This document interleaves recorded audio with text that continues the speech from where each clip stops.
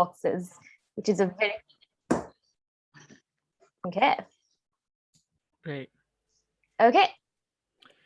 So what we're gonna discuss today is quite important to your writing process, which is brainstorming and topic selection.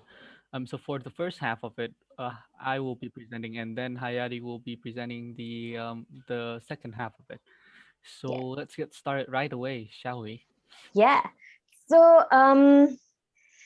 what we wanted to do today is kind of use our own advice as PAWs to see how we can help you out.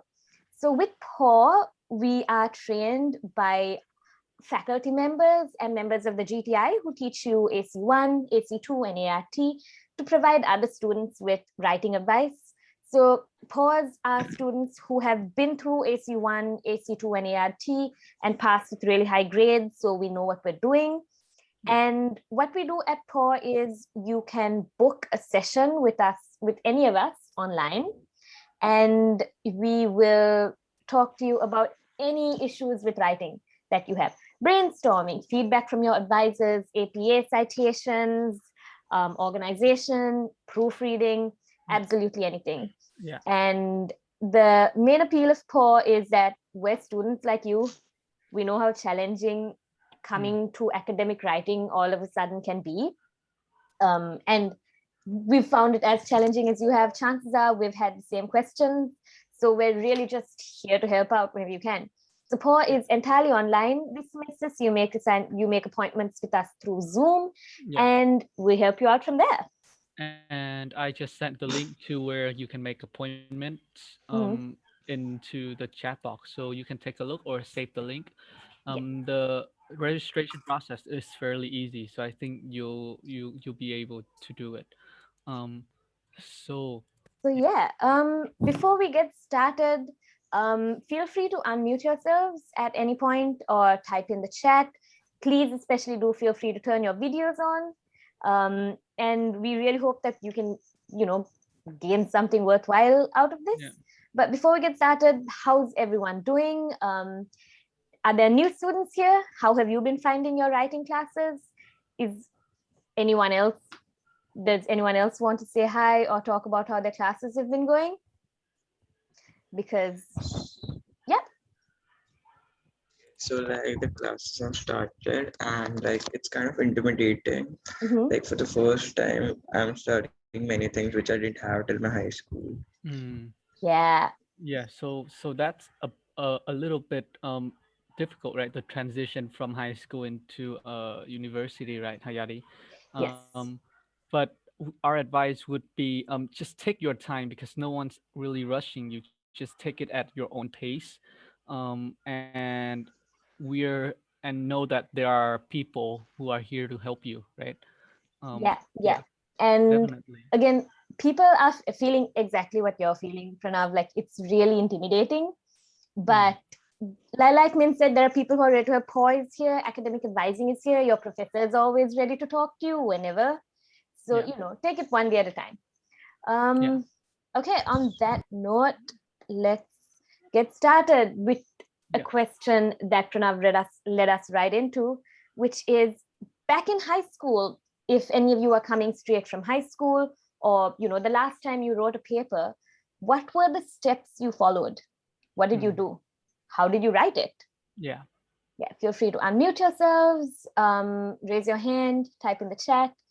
But what do you remember doing when you wrote a paper in high school?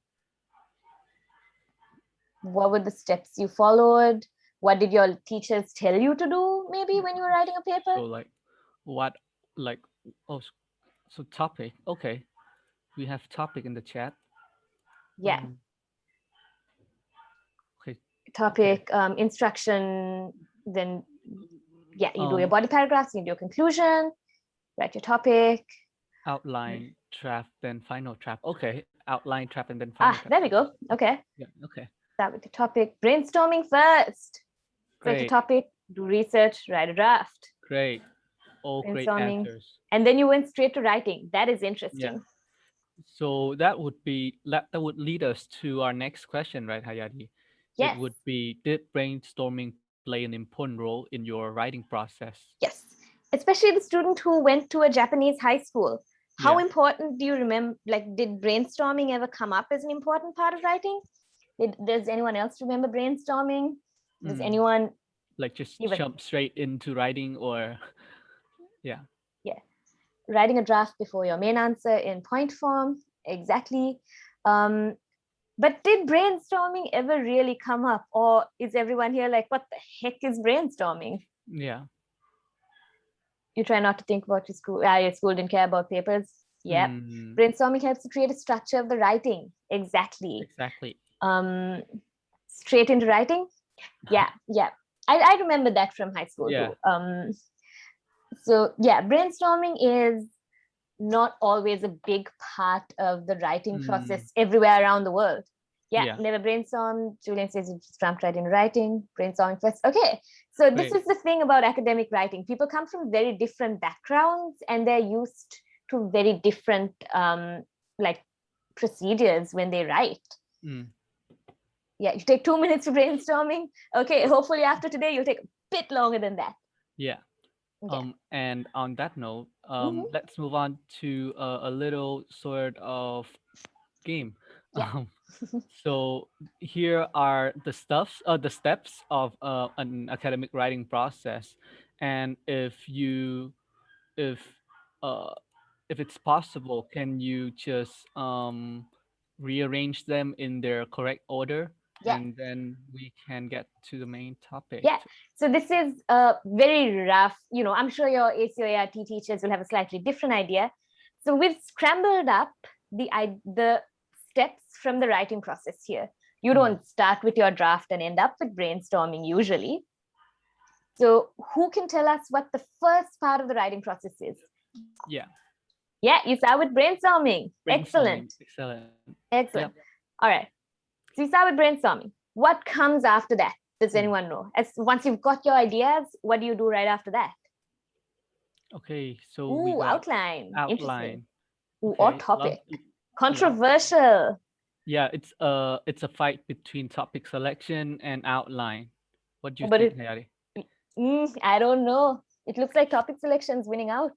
Yeah, and whoever chose topic selection, you're You right. win. Ding, ding, Yeah. ding. So right after brainstorming, you go into selecting your topic. Mm. What comes out? Okay, so now you've brainstormed to try and figure out a topic. Now you've selected your topic. What do you think you do after that? Okay, so we have someone sending in Ooh, all the thesis steps. statement. Outline. Ooh, outline is still in contention, but now we have thesis statement. Mm, And right, so again, this is the beginning of the semester. It's completely okay if you're not entirely sure what a thesis statement is. yeah. Yeah. And we will have a couple of other PAW workshops coming up later in the semester where we're Yeah. going to be talking about things like thesis statements, Statement. Yeah. outlining, organization. So don't worry about that. But everyone who said thesis statement, you're right. Your thesis statement comes after that, Yeah. followed by your outline. And then I think it's fairly straightforward that You you write your then get drafts. your two drafts and then Yeah. you get your final draft.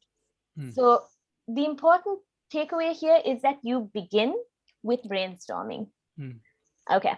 And on that note, And Min we're here is going to take you through brainstorming. great.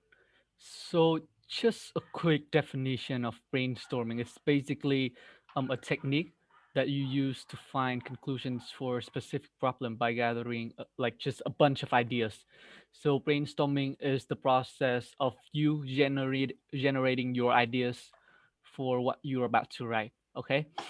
Yeah. And these can be done through various steps, to be honest. So you can find the keywords, phrases, connections, arguments that's related to what you want to write, or you can just like write out a bunch of things and find that very common thread that pulls everything together, and then you would have your topic, right?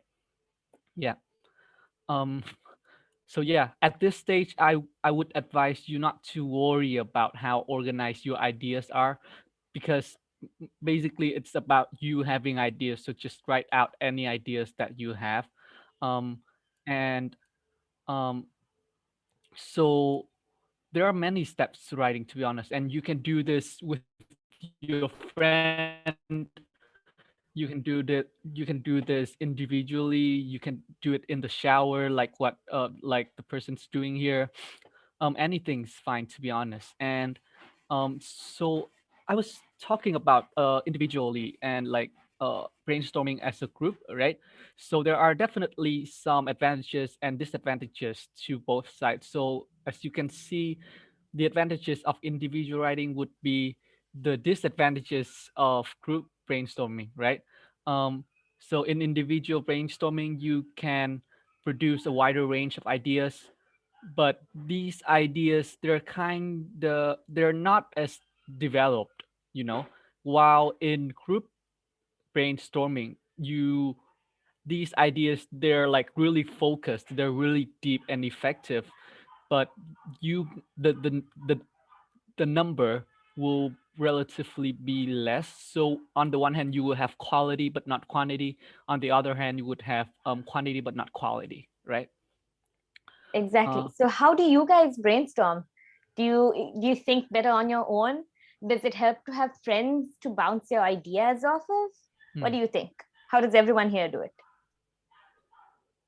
So, both. oh, Okay, we have someone doing a little bit someone of does both. both. On your own is more comfortable. Yeah. Hmm. Then what do you do? I would say it depends on the subject, the topic, the thing that I'm doing, to be honest. Because like Yeah. if in AC1, I would say individually it's more effective, but Mhm, when it comes to classes that demand really like critical thinking, mhm. like major classes, when I Yeah. have to write a paper, I think that would be more effective if you were doing Mm, group brainstorming. Yeah. yeah. So people say it's group. Yeah, you're right in that a group definitely helps hearing all different sides of things. Yeah. But individually, you do have space to think. So, which is why I also like doing both. When I have a bunch of ideas, I take them to my friends or my professors. I see what they think, and then I kind of narrow it down on my own. So, there's Hmm. definitely no right or wrong there. Yeah. Okay. So I guess the most popular way of brainstorming would be using a mind map, right? So you make a diagram of ideas by writing down the main idea, and then you would start developing their ideas. So imagine that you have a tree, right? A really big tree, and the branches would be your smaller ideas supporting the big ideas. And I think brainstorming using mind map really help you see the bigger picture of what you're writing. Yeah, right. And it's also really easy to discern between the relationships of the ideas also. So mind mapping, to some people it's really effective, right? Mm-hmm. And when it comes to mind mapping, there are actually two types of mind mapping, which is normal mind mapping and reverse mind mapping. um so when you want to produce new ideas, you would use normal mind mapping, right? You would have one big idea, the tree, and then you would develop into the branches. And you use reverse mind mapping when you have the branches, too many branches, but you don't have a tree. You want to put them together to find something in common between them, and then you would have your tree. So yeah, that's one way to imagine about normal mind mapping and reverse mind mapping. The next thing would be listing. So basically, you just write down all possible ideas or examples that come to your mind. So, and then I think one thing that you can do would be you would categorize them, right, Hayai? You would read through what you have written, and then you would put them into the corresponding list, and then you would have sort of categories to your ideas, right? So if you look at the example that we're having here, the topic would be advertising in Japan, and there's a bunch of ideas, right? A lot of keywords, and then the person would start categorizing these keywords into their specific groups, like kinds of advertising, the contents, locations, and then I think from that you would have your ideas. Yeah. And listing is useful. So, there are different kinds of learners. Everyone kind of processes information differently. So if you're a Hmm. visual learner, if it helps you to kind of see categories here and there and draw ideas from that, then you're probably a visual learner and mind Hmm. mapping is for you. But if you operate on words and on thoughts, then Yeah. listing is probably the approach for you. Yeah. If you operate with people or through dialogue, then this is probably what's best for you. Yeah. You can just free write, you can free speaking, like just have a friend there and you guys can talk about particular topic. You bounce ideas off each other. And I think there are definitely courses where you find this really effective, especially in the classroom, right? When you Yeah, have something, yeah. And if you just throw those ideas out there, I think you would also be brainstorming, and then yeah, you would have some ideas to write about. Yeah. yeah. And this is where something like Paul really comes in handy. You can bring your ideas to us and say, hey, I Yeah. don't know what kind of topic this is going for. I don't know. I have all these ideas, but nothing to do with them. And we'll help you talk it out. Mm, exactly. So, and one, Hayari mentioned about the visual learner, right? Mhm. So if your visual learner, graphic organizer might be the thing you need also. So you can find like online, just Google graphic organizer, and there are definitely different um, graphic organizers for different type of specific rhetorical strategy. So rhetorical strategy is actually a really big word for Yeah, the type of essay which or you're probably paper. going to hear a lot, but it just Yeah, means the kind of paper that you're writing. yeah. So I Yeah, think your teachers will use sort of the graphic organizer as an assignment for you just to get you brainstorming about that particular rhetorical strategy, yeah. right? And a specific type of graphic organizer that all of you are going to come across this semester is your theme chart. Wait, really? Yeah, yeah. So Yeah, team chart, right? Team chart definitely is for AC2. ART and AC2. Yeah, Um, so but you're definitely going to have to do a theme chart, which is a form of graphic organizer. yeah. So, prepare yourself for that. Um, all right. And one thing that I myself find really effective Mhm. would be Questorming. It's just you fire a bunch of questions relating to something, like especially those WH questions, like who, what, where, when, why. That those answering those questions will definitely help you in expanding your ideas when brainstorming, right? Yeah. So what, for example, what is the basic problem here? And Hmm. where does it take place? When is it? Because we really need these questions to refine our topic, right? And I think that's what Hayati will be introducing you. Yeah. Um, and on that note, we're going to come to topic selection. But a little before that, I wanted to ask you guys, how do you brainstorm? Which of the methods we went through is most effective to you? Hmm. What do you think you'll be using for your classes? Did you come across anything new that you think you can use to help you? Because um, I know we all work differently. And okay, listing, free writing, free Listing. music. Someone Okay. loves mind maps. Excellent. I'm also very much a mind map and free writing person. And I know this because somewhere in my book, I have a class where I have to write a final paper and I use Okay. mind maps. So it's got all Okay. my different things connecting to different things. And it's just a bunch of ideas that you write down. So we have someone subconsciously use all of the brainstorming methods. Okay, good Ooh, for you, excellent. Jen. Yeah, Excellent. Yeah. I know. Very proud. Yeah, so that is how you brainstorm. But then once you've brainstormed, you've got all these ideas, What you right? do with it? What do you do with them? Because there's so many, some are so broad or they're really specific.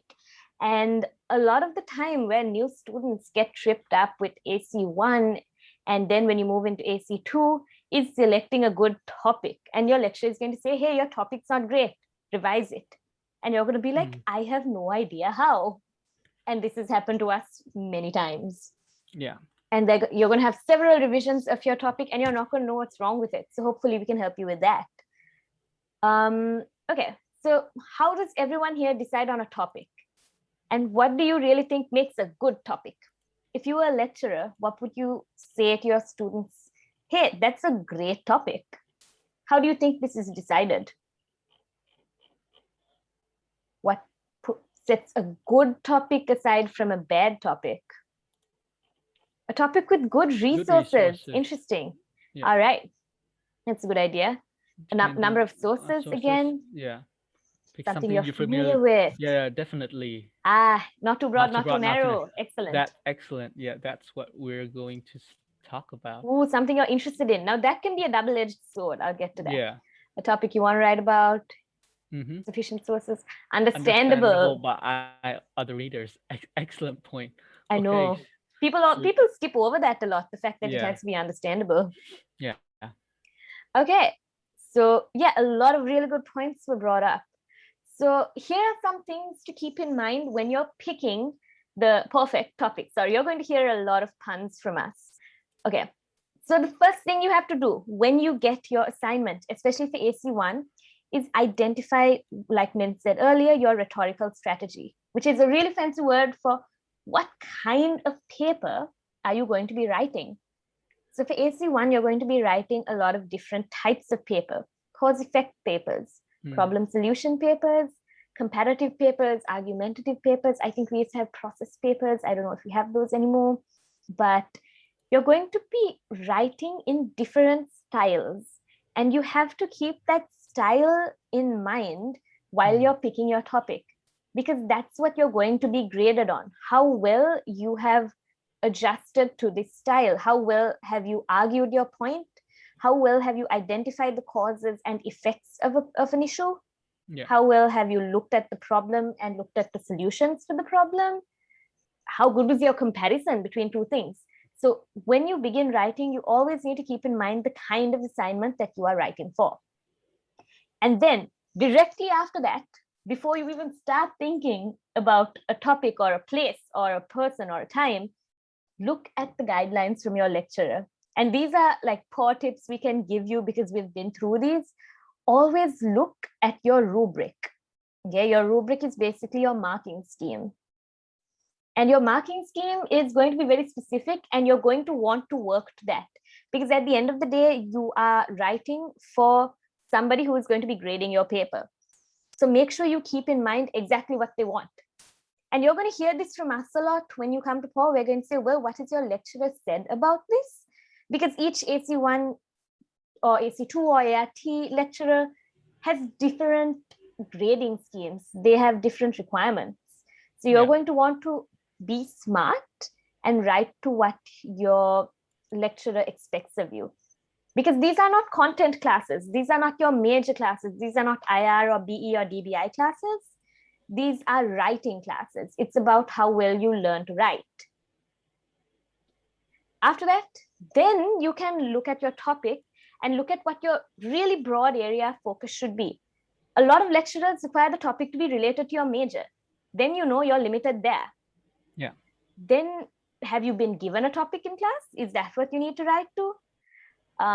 From there, you can narrow it down. And this is where what everyone was saying about your passion for the assignment needs to come in.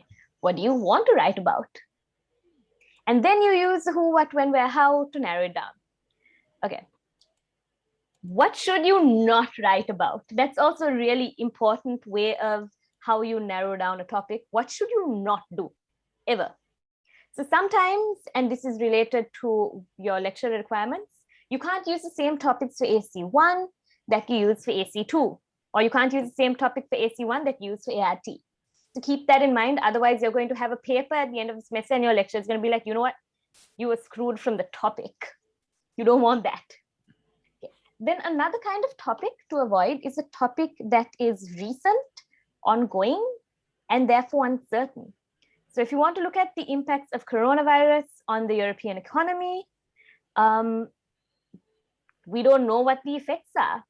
A very quick caveat, Min has to leave, unfortunately, so I'll be taking over from here. Everyone say bye to Min. So thank you guys for joining, but I apologize for leaving early. I just have some urgent matters to attend to. But I hope that Hayati will be able to help you with the things you need until the very end of this workshop. And if you ever like want to hear us one more time, I think we will have another workshop on this topic this Friday, right? Friday. And then a bunch of workshops on other topics coming up. Yeah. All right, but see you in a bit, Min. See ya.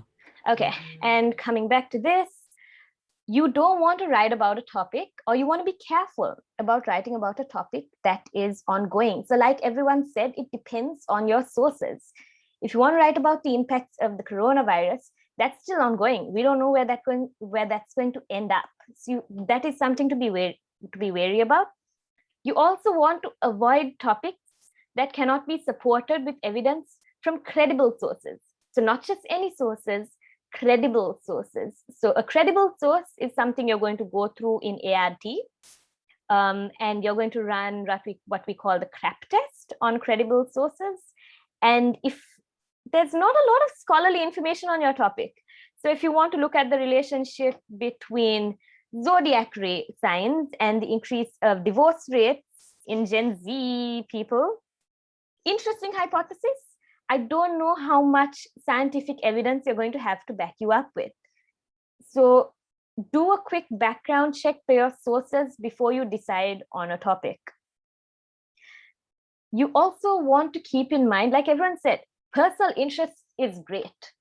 Everyone has their own specific research interests, right? And that can be anything: Bitcoin, the environment, architecture, Formula One racing, completely fine.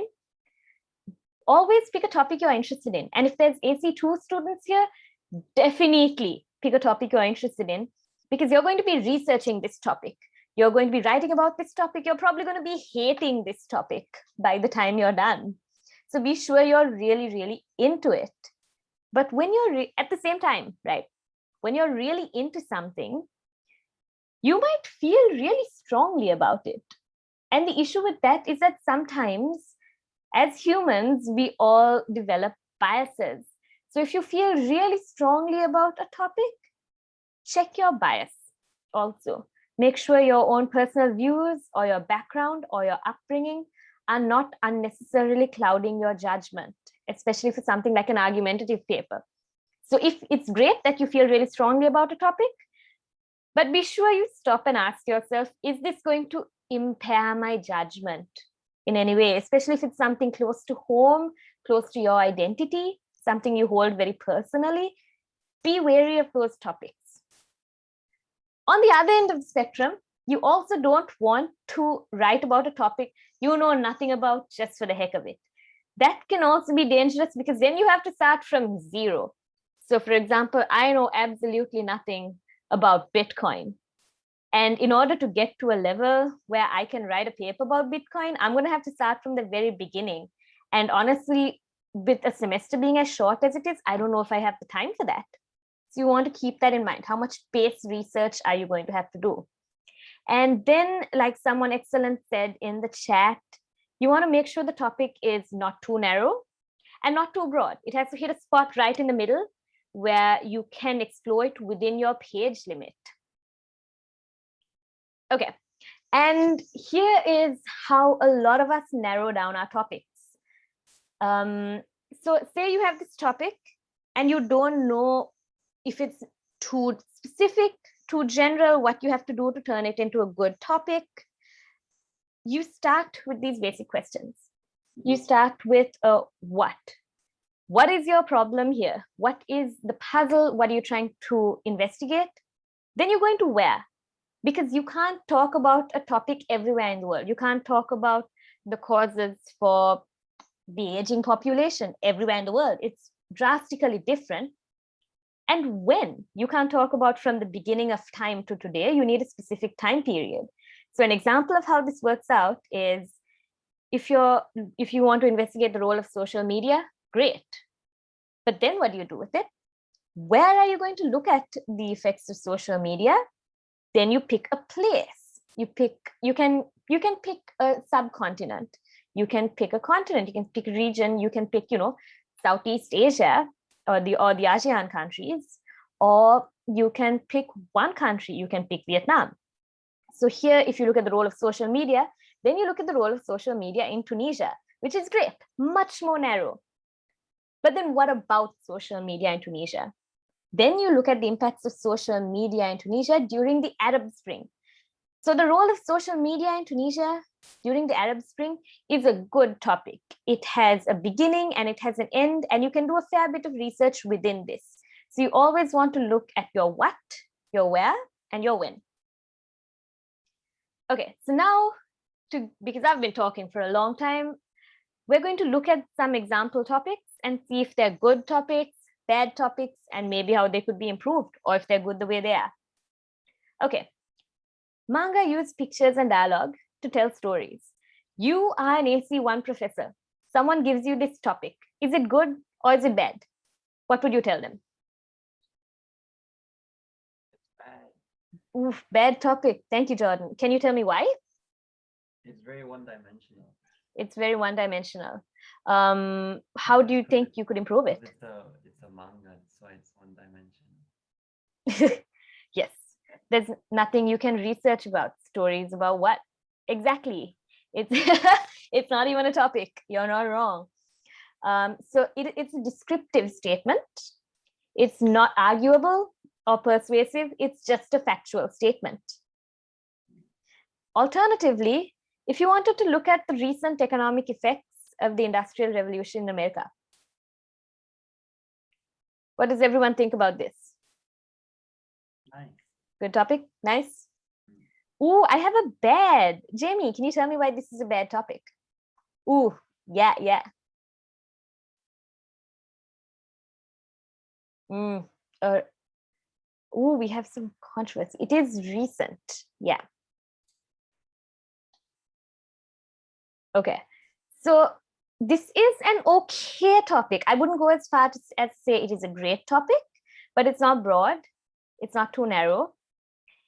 Yes, it's ongoing because it's the recent economic effects, but you have to bear in mind the Industrial Revolution took place a long time ago. Bad if there's not enough sources to back up the idea. Good. Okay. So the effects of hay fever around the world. What are we thinking? And if anyone's in Japan right now, hay fever is a very real problem. Too broad? Too broad. What part of it is too broad? Can anyone pinpoint? The world, exactly. The entirety of the world. People are going to experience hay fever very differently depending on what's causing it. Yeah, thank you. Yeah, you can narrow it down to a specific region. Again, it's going to be a bit of a broad scientific topic, but far better once its scope is narrowed down. Time period, yes, it's missing a time period. Okay, how to solve the 2030 toilet paper extinction? A very real problem. What do people think? If someone presented you with this topic? Terrible. It's terrible. No sources. You can't solve it. Exactly. Also, you can't solve an imaginary problem. But all right, bad topic. So it's too vague. Will you have enough academic data to support this? And there's a lot of uncertainty. Will it ever happen? Don't stock up on toilet paper. Okay, the history of mochi in Japan. It'll be just information only. Yes. Exactly. It will be, like Jordan said, it's going to be just information. It will be interesting. History varies. Thank you. History varies depending on where you get it from. But an important thing to keep in mind is that it's descriptive, but it's not arguable, and it's very factual. And what you have to keep in mind, what lecturers want to see from you is the fact that they want to see that you are analyzing something, that you are not taking information from a bunch of sites and putting it all together. You have to provide your own stance on a specific topic. It has to be analytical. That's why it's called ART. The A is for analytical reading and critical thinking. You have to give in your own spin on a topic. And this is going to be really important through all your classes. All your lecturers are going to say, I don't want a summary of your readings. I don't want a summary of the text. I want to know what your spin on the topic is. If and when you write an undergraduate thesis, it's not enough to pull together information from everywhere. You need your own spin on it. So a lot of lecturers are going to say, don't describe history, analyze it. And that is where a topic like this may be lacking. Okay, So I have a sneaky feeling that most students here are AC1 and ART students, but to prepare you for what you're going to have to do in AC2, and if there's AC2 students, to prepare you for how it's going to be different from AC1, then this is the section for you, and we're going to brush through this really quickly. For AC1, where you write a bunch of different small essays, your topic can be based on personal experiences and knowledge, provided it is academic. You can write narrower topics. Sometimes you can write about topics that are unrelated to your major, depending on your professor. And you can write about less academic topics. They don't have to be, scholarly or fancy. For AC2, however, your topic has to be within a specific context. It has to be researchable. It usually has to be related to your major, and your topic has to be relevant and has to carry a more academic tone. So the difference is that for AC2, you spend one semester, the entire semester, writing one long academic paper. So it takes you through all the steps of it really slowly. And then by the end of it, you've got yourself a paper. And this is important because in your major classes at the beginning of the semester, they're going to say, hey, this is your final paper. I expect it on December 5th. And that's it. So AC2 really helps you with that. And AC1 introduces you to the different kinds of papers. So it's a really good balance. And ART is somewhere in the middle. ART gives you the kind of skills that you're going to need to write any paper. ART is actually a really good class. It helps you evaluate sources. It helps you do presentations. It helps you with citations. And citations are really, really, really important. And citations are really confusing also. So ART, really important class to pay attention in.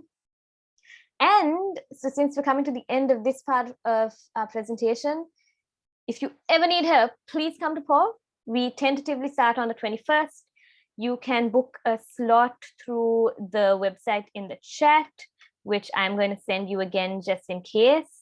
You can book a 20-minute or a 40-minute slot. We're all online this semester, so you can do that. You can go to our excellent website. So what we do at PAW is we compile different projects that will help you with different parts of writing. So, citations, organization, brainstorming, linking words, all of that. And that is pretty much the first bit of our presentation. So now, if your lecturers have told you that you're going to need to record your attendance, please scan this QR code and fill in the form. And I'm also going to put the link in the chat. And this is how you're going to get your extra credit for coming to this. But since we do have time left, what questions do you have so far about academic writing? What have you found challenging? Maybe I know a few people said that coming from a background that might be different, that hasn't sustained academic writing, can be challenging. What questions do you have for me? How can I help you? What have you found difficult? How do you make sure your topic has enough sources before writing? Okay, thank you. So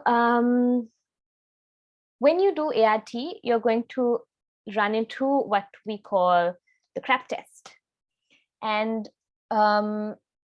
when you want to make sure your topic has enough sources, you want to do research on academic sources. So it's not just the number of sources, it's the quality of your sources, right? You want to make sure they're not written by people who are biased, who are being paid to support a particular viewpoint, all of that. So you go through a bunch of, do you guys know what peer-reviewed journals are? Have you been introduced to the concept of a peer-reviewed journal?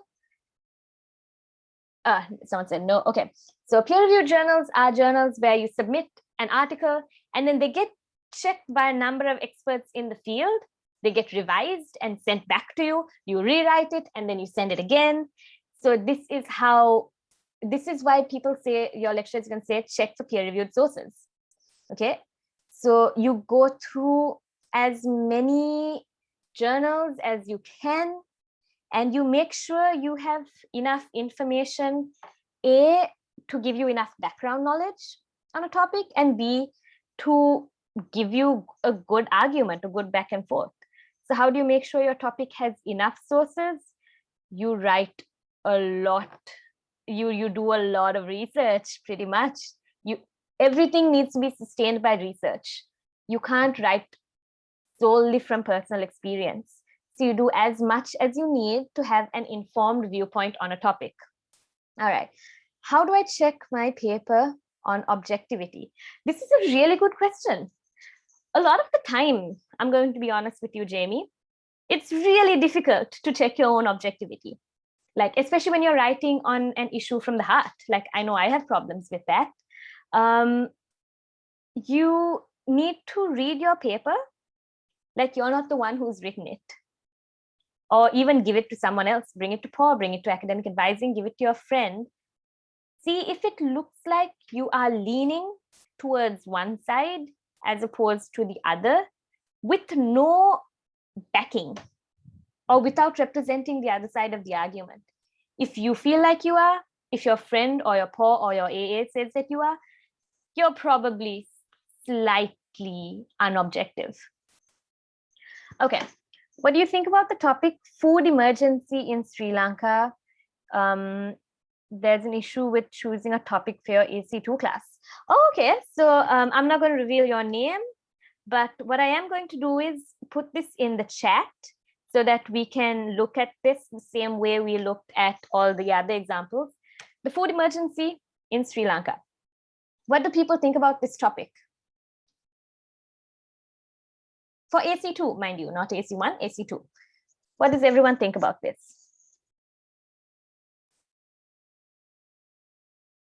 Yeah.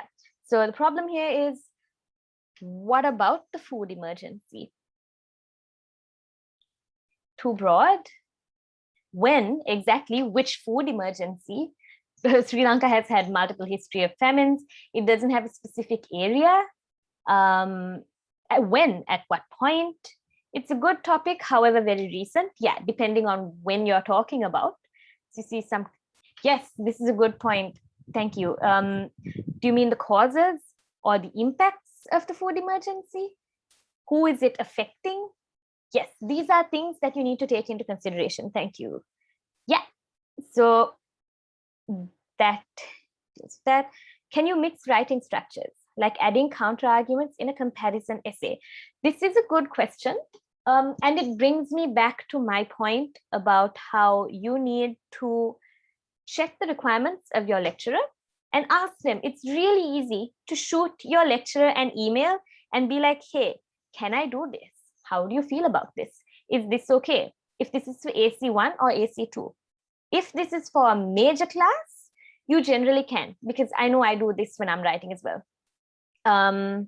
Is it okay to make an appointment about writing unrelated to TIU, like personal writing? If it is writing related, I would say yes, you can. But always ensure that it is academic in nature and English writing related. If it is, that is completely fine. We also have students coming in from public speaking for their undergraduate theses, all of that. What are the best websites to cite references?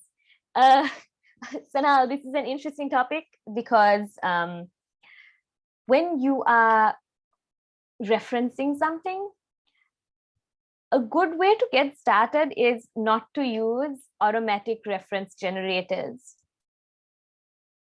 And this is interesting because there's 20 million ways to cite something automatically. But then you're not getting used to the rigor and the system of it. So I would say when you're getting started, do it by hand, unfortunately. And I'm in my 4th year and I still do my references by hand.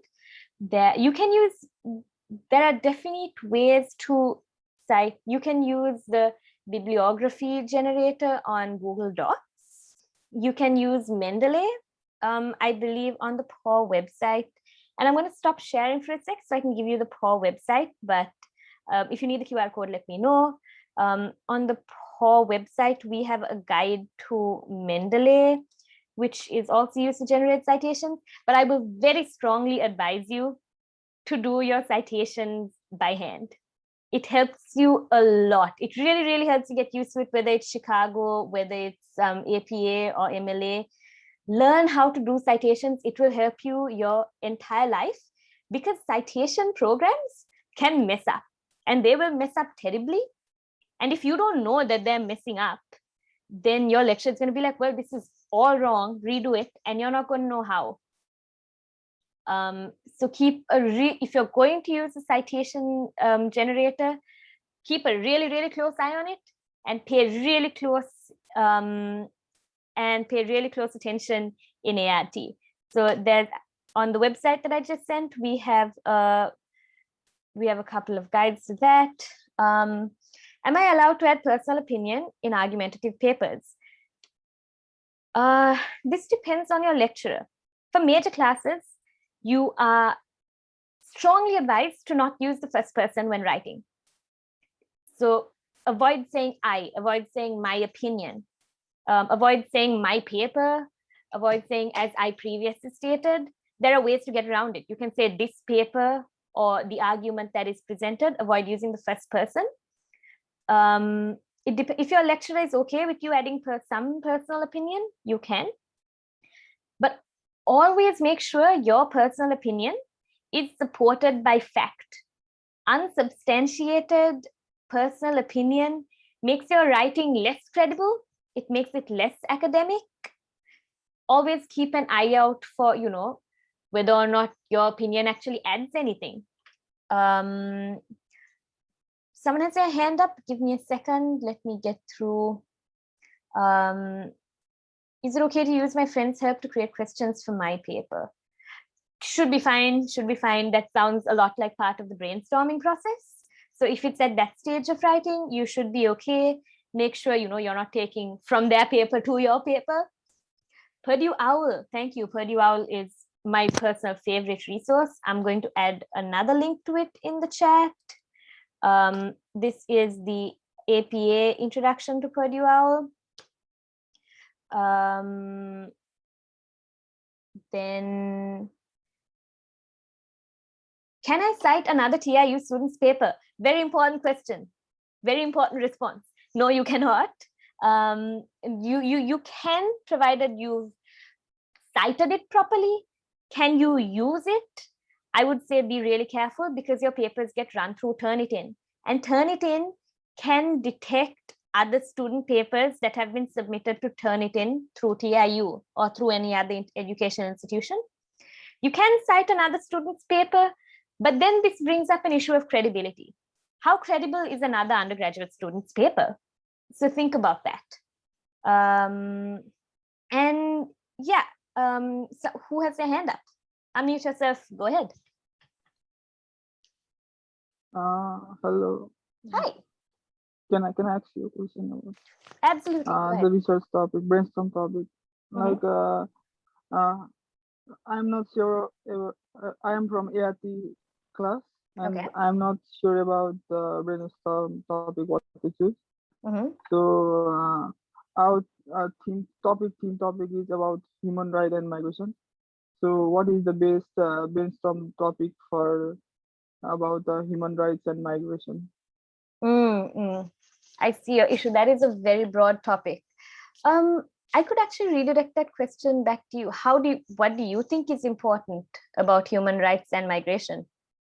Can you think of anything that you would like to look at? Yeah, so I'm not sure what to write. So Okay. maybe you can help me. Can you help me?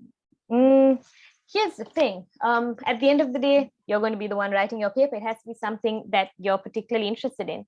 Can you think of any migration issues maybe around your home country? No, I don't think. Can you There is an issue. can you think of any migration issues anywhere in the world maybe that you might want to look at?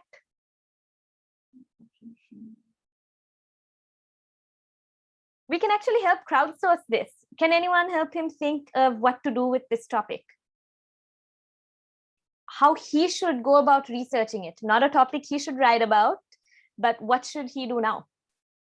Based on this entire workshop we just did about brainstorming and topic selection. Migration influenced by a lack of human rights. So the topic was migration and human rights, the relationship between migration and human rights. Where and when exactly? So what you can do to start off is looking at where, migration where due to human rights, and when did the migration happen? There are a lot of historical instances of people migrating due to human rights issues. When are you looking at? Which migrants exactly? Who are you talking about? What kind of migration? What you can do is come up with a list of questions divided into who, what, where, when, and narrow it down based on things you're interested in and work from there. So go to Google, find general ideas. After gaining enough background knowledge, look for specific areas and do more research. Yeah, exactly. Migration and the far-right populism in Europe, interesting. Yeah, this is a free brainstorming session, and this is pretty much what we do at PAW. And now there's around 50 people here to crowdsource ideas from. Did this answer your question? Do you have follow-up questions? You still a little confused? No, I'm confused. Mm-hmm. Yeah, I get that. It can be confusing. What you need to do is start with research, right? So look up migration issues, look up human rights issues. Yeah, like Jamie's saying, use a mind map, do kind of... Like, yep. what should I research about the ARL topic? Like, it should be argumentative or something like... An ARL, okay, this is useful for everyone who does ART. An ARL is an annotated reference list. It's a list of all the sources that you're going to use to write your paper. But you're not going to actually write the paper. You're just going to annotate all of your sources. So what you need to do is come up with a topic, firstly.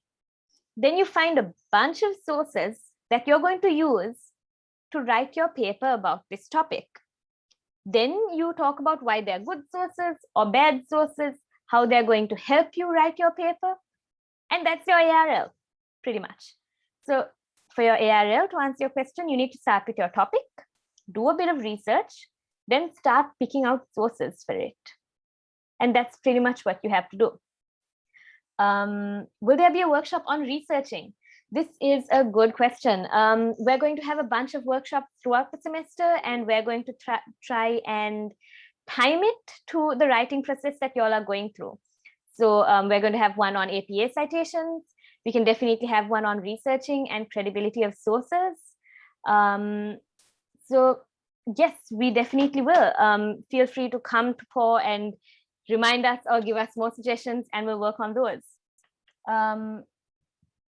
We have 6 minutes left. I'm going to be here to answer any more questions until then. Okay, so we have a topic that someone would like us to look at. All right, so comprehensive sexuality education, or sex ed, is essential for developing countries. This is an interesting topic. Okay, right off the bat, what I am going to tell you is that you have a statement here, and it's an arguable statement, which is good. It's still, so my issue here, especially as an IR student, is what do you mean by developing countries? Who are you going to classify as a developing country? And on what grounds are you going to make this distinction? Exactly, which countries? Are you going to go by GDP? Are you going to go, if you're talking about sex education, are you going to go by rates of gender balance? Picking a country or region, a specific region might help. Then this topic would not have much to back it up. I think what Jamie means here is that you've got a statement, right? Comprehensive sexual education is essential. Why? And how? And what does essential mean? Exactly. It is a good start, but it's a start. It's a statement. It isn't a full-fledged topic yet, because then my next question to you would be, why is sex ed important? What positive or negative impacts can it have? If it needs to be narrowed down further than that. So you've got a good start, but it needs a bit more development. What's your advice on researching for a topic? Everything that we just covered throughout this entire workshop. Academic research, specific research, research that operates within a specific time frame, research that I have basic knowledge on and that can therefore build on. Everything that we pretty much covered. Do we have writing contests at TIU? Okay, how are you going to elaborate your statement if there's only a little sex ed in developing countries? Exactly. So do we have writing contests at TIU? We have different kinds of writing contests. I know the library hosts a creative writing contest. That's always a lot of fun. And then you get a little booklet with your creative writing piece in it. There are the TIU IR Student Association is starting a student journal, where if your articles are good enough, you get published in the journal and they go through a team of reviewers. That's also a really good idea. But if you see something that isn't being addressed, feel free to start it up yourself. The impacts of the lack of comprehensive sex education in a particular region. This is better. This is much better. Does anyone have any thoughts on this? Yeah. So the impacts of the lack of comprehensive sex ed and I'm assuming you're going to put in the particular region. So, in South Asia, in the Pacific Islands, whichever. Okay, so that is a great example of how you narrow down a topic. Look at it from another point of view, the connection between developed countries having sex ed and the rates of something. An interesting approach, Jamie, but what you want to be careful of is making a link, and this is the problem when you write your cause effect papers, everyone, this is really important, the link between correlation and causation. Because there is a relationship between a country being developed and having sex ed, it does not necessarily mean that this is the cause of lower rates of gender balance or high education. There is no necessary causal link unless you have enough evidence to prove this. And this is an issue we always have with students who are writing cause effect papers. You don't want to make what we call a spurious correlation, which I'm going to put out in the chat. You don't want to make spurious connections when there is nothing connecting two topics, unless you know this for sure. Because I can say, well, my coffee mug is brown and it rained today. So therefore, whenever I drink out of my brown coffee mug, it's going to rain. I'm not wrong, but I'm probably not right. So that is an issue that you have to keep in mind for your cause effect papers.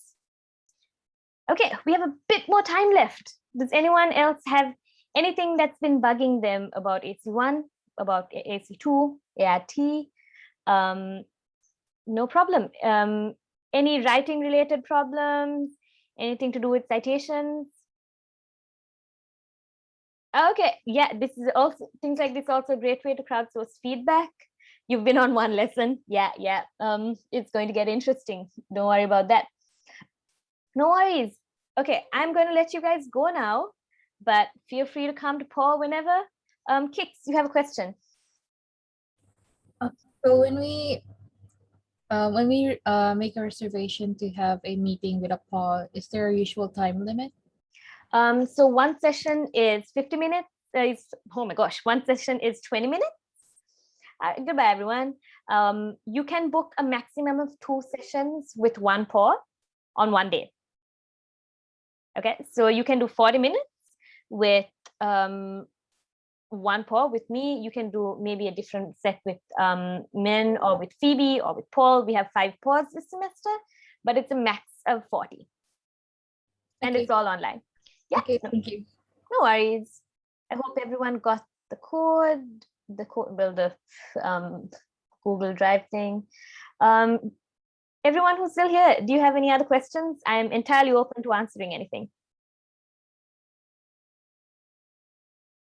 Jordan, yeah? What course are you doing? In general, Are you still a student? I am still a student. So PAW is Peer Advisors for Writing. We're definitely still students who are here to help you out. I'm in my 4th year. Oh, wow. So Okay. yeah, so I've taken AC1, AC2, ART. Yeah, we all have, and we kind of know the ropes of how it goes, which is why we can help students. What should I do if I hate AC1 or AC2? That is interesting. Well, the tough answer here is that you have to pass them to graduate.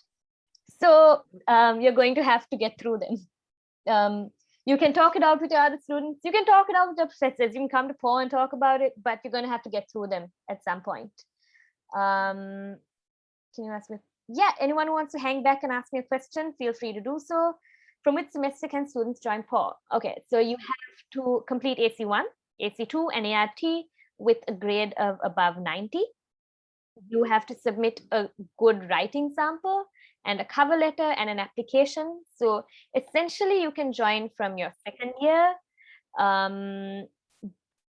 maybe even your 1st year, 2nd semester, depending on your predicted grade for AC2.